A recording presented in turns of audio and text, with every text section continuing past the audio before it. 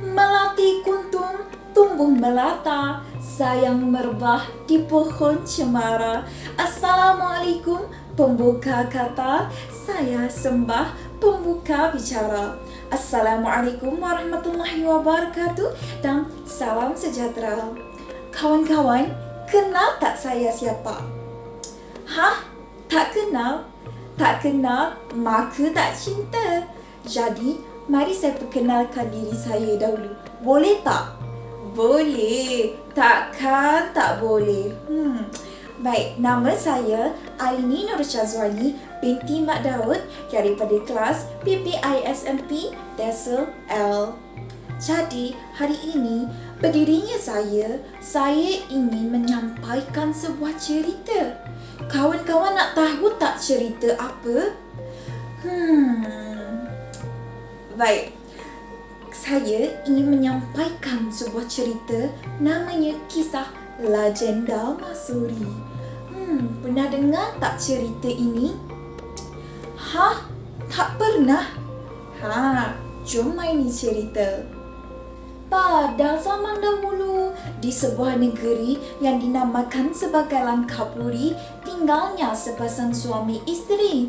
Si suami namanya Pandak Maya. Si isteri namanya Endak Alam. Jadi, sepasang suami isteri ini sudah lama berkahwin, tapi masih belum dikurniai anak. Sehinggalah pada suatu hari, Pandak Maya turun ke sawah untuk bertani. Di situ, ketika Pandak Maya sedang berehat, Pandak Maya bertemu dengan sebuah kerak nasi yang mengeluarkan tangisan seolah-olah tangisan bayi. Sungguh ajaib bukan? Jadi, Pandak Maya telah membawa kerak nasi tersebut ke rumahnya untuk dicampur sedikit dengan nasi yang mereka tak nak. Jadi mereka telah makan nasi itu. Beberapa lama kemudian, tiba-tiba Endak Alam akhirnya hamil. Alhamdulillah. Jadi setelah beberapa lama kemudian, lahirnya seorang puteri yang sangat comel, namanya Mahsuri. Kawan-kawan tahu tak, selepas kelahiran Mahsuri, rezeki keluarga Pandak Maya dan juga Endak Alam sangat mencurah-curah, sangat melimpah ruah, di mana Pandak Maya telah berjumpa dengan lubuk kemenyan dengan sarang burung layang-layang. Jadi, kedua-dua hasil dagangan ini telah diperdagangkan oleh keluarga Pandak Maya kepada pedagang-pedagang Cina di pelabuhan Pulau Pinang. Dan akhirnya mereka telah menjadi sangat kaya raya dan Pandak Maya akhirnya digelar sebagai orang kaya Pandak Maya. Hari berganti hari, minggu berganti minggu, bulan berganti bulan. Akhirnya Mahsuri membesar menjadi seorang gadis yang sangat cerita dan rupawan. Mahsuri ini telah juga dididik dengan nilai budi pekerti yang sangat tinggi dan nilai agama yang mencukupi. Bukan itu sahaja, Mahsuri juga belajar seni silat untuk mempertahankan dirinya. Pendek kata, Mahsuri ini menjadi rebutan dan sebutan setiap lelaki di seluruh pelosok Langkapuri kerana kecantikan dan kepribadiannya yang luar biasa. Ini termasuklah seorang penghulu Langkawi, iaitu Wakil Sultan Kedah di Pulau Langkawi itu sendiri yang dinamakan sebagai Datuk Pekerma Jaya Wan Yahya. Jadi, Datuk Pekerma mahu memperisterikan Mahsuri. Akan tetapi, hasratnya itu telah dihalang dan dibantah oleh isterinya yang bernama Wan Mahora. Rasa marah meluap-luap keluar daripada telinga Wan Mahora apabila mengetahui bahawa si suami ingin memperisterikan Mahsuri sebagai isteri kedua. Apalagi marah lawan Mahora.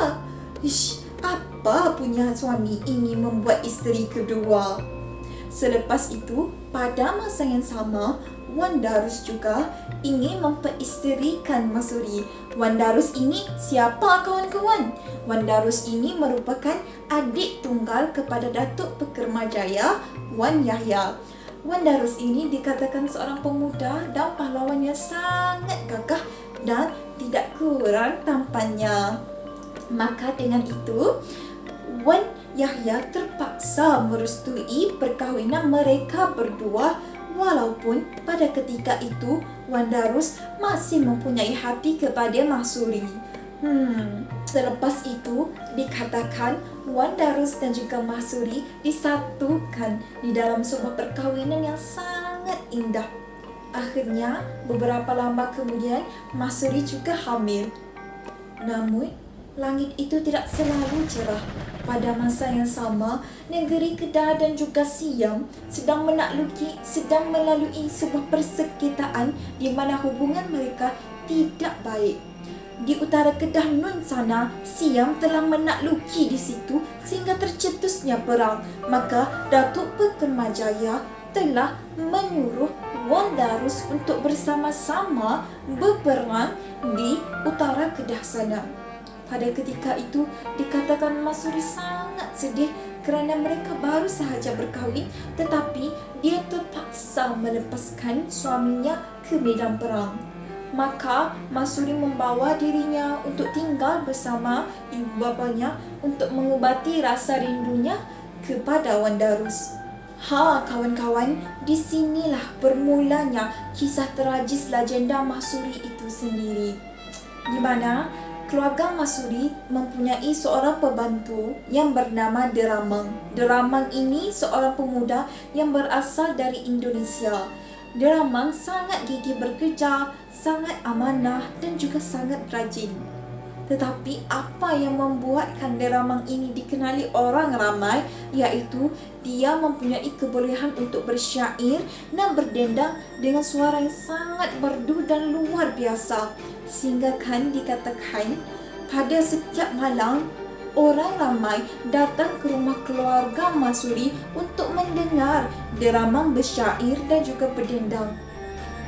Kawan-kawan nak tahu tak? Pada ketika itu, Wan Mahora berasa sangat iri hati terhadap kemasyhuran yang dimiliki oleh keluarga Mahsuri disebabkan adanya Deramang yang mempunyai suara yang sangat baik dan sangat merdu. Jadi, Wan Mahora telah merancang satu perkara yang sangat jijik dan juga keji. Dia merancang untuk membuat fitnah ke atas Mahsuri dan juga Deramang.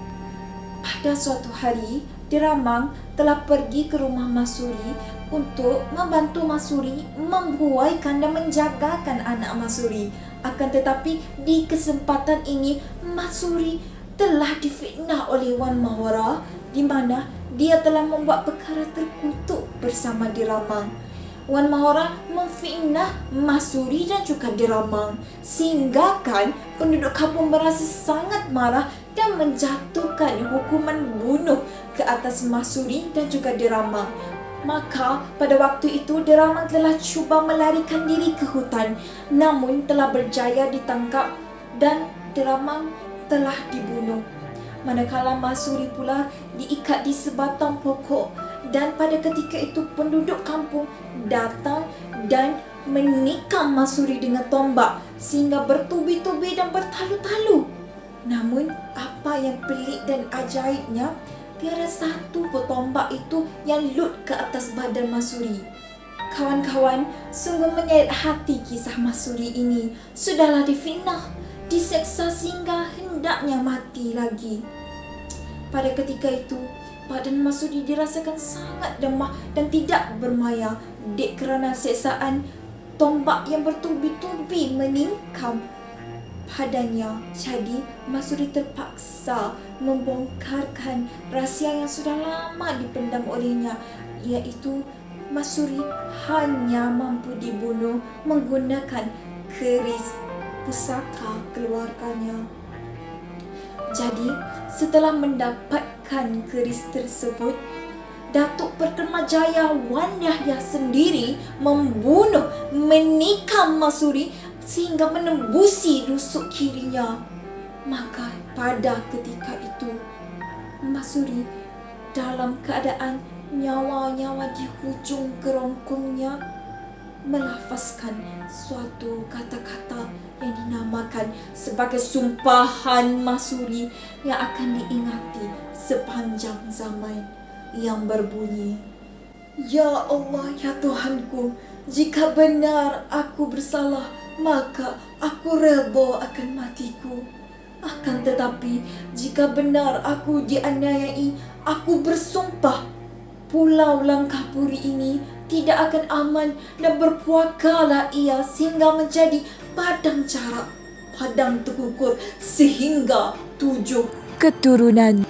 Selepas itu, Masuri pun menghembuskan nafasnya terakhir. Apa yang lebih memeranjatkan, darah putih mengalir keluar daripada badan Masuri yang membuktikan Masuri telah dianiayai oleh Wan Mahora dan juga orang ramai. Akan tetapi segalanya telah terlambat. Masuri telah menghembuskan nafasnya yang terakhir dan terkulai layu. Sejurus selepas itu, kilat sabung menyabung dan ribut melanda padang maksirat. Ini membuktikan bahawa kematian Masuri adalah kematian yang dinodai dan Masuri tidak bersalah. Selepas itu, pada waktu yang sama, tentera Siam telah marah ke seluruh pelosok Kedah dan akhirnya pada ketika itu Datuk Perkema Wan Yahya telah ditangkap dan juga dibunuh, lalu mayatnya dilapah dan dilemparkan ke dalam sungai. Sungguh jijik dan tragisnya mati seorang pemfitnah.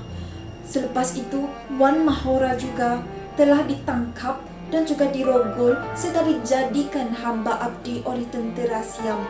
Maka kawan-kawan, antara hasad, dengki dan fitnah, maka Langkawi menerima padah yang sangat hebat. Habis mati segala orang, habis hancur sebuah negeri. Maka kawan-kawan, melalui kisah Masuri ini dapat kita perolehi sebuah nilai murni, iaitu janganlah kita dengki ataupun iri hati dengan orang lain. Malahan jangan membuat fitnah yang terkutuk dan keji semata-mata ingin melihat orang itu jatuh. Maka sekian sahaja daripada saya. Sehingga berjumpa lagi. Assalamualaikum warahmatullahi wabarakatuh dan salam sejahtera.